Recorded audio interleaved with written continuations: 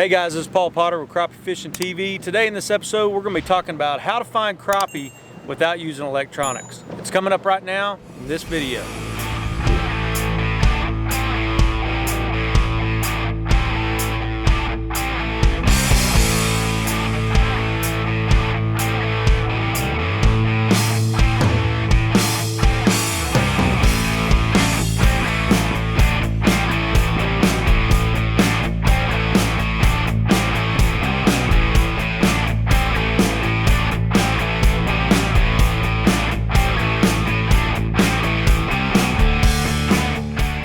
Alright guys, so in the last video I gave you 4 explosive tips on how to find crappie without using these electronics. We talked about how to follow the channel, look for channel bends. We also showed you what to look for when you're inside these coves, look for cords and stuff hanging off these docks where people have probably dropped brush piles at.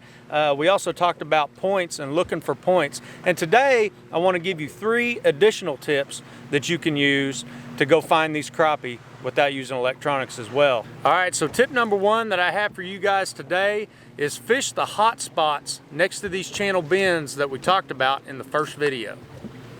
So what I'm talking about when I say the hot spots, I'm talking about this area right here. This is the area that you want to focus on. The reason you want to focus on this area is because you see this part where the channel is bending.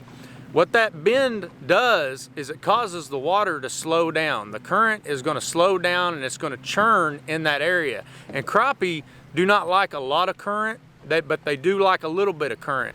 And that's where they're going to like to hang out. So I wanted to do a Q&A right here. I had a few people that were asking some questions on the last video and just wanted to answer those real quick. David Coleman, he said, great video. Hey, when sinking a brush pile, would it be better to drop it off the edge of the channel in deeper water or on the flat beside the channel, or does it matter? In my opinion, David, what I like to do is drop brush piles as close to the edge of the channel as you can get it without dropping it over the edge into the channel, because if you drop it over the edge and it goes in the channel will sweep it away. But the hot spots that I found in the past are always right on the edge, right before that channel drops off. That's where you really want to put those brush piles.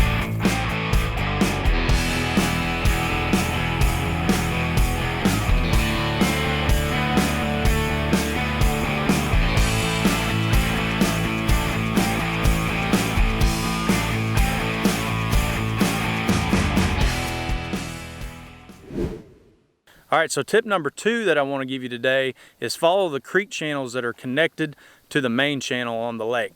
So if you look on your map, what you'll see is these creeks off to the side, and you'll see a channel going right down the middle of them, and they're connecting to this main lake channel. So right where that creek channel touches the main lake channel, that right there is basically an exit sign like you would see on a highway or any turnpike.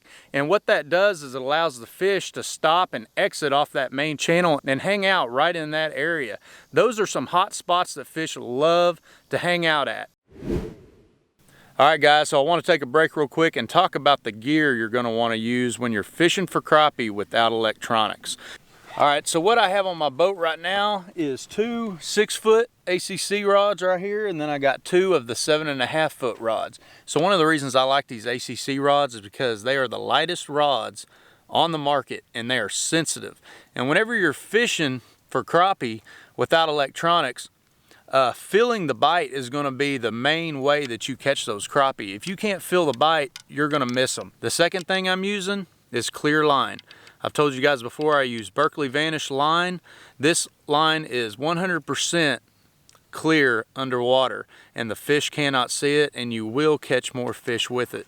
The other thing I'm using is a number 2 Mr. Crappie hook.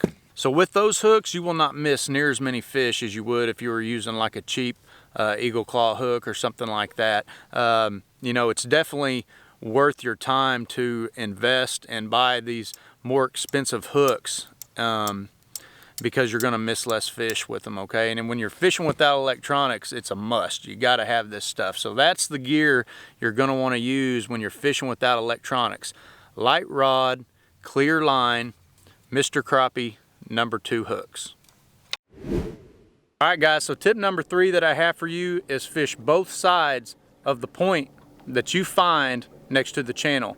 So this right here is where the hot spots are on most points. What you want to do is fish the entire point, both sides, this side, that side. You also want to fish the entire point where it comes out into the lake and towards that channel, because you never know when someone has dropped brush piles on these points and where they've dropped them. But most of the time, what I've seen on most lakes is this is where people drop their brush piles on points. It's going to be on these sides, and it's going to be right off the end of these points.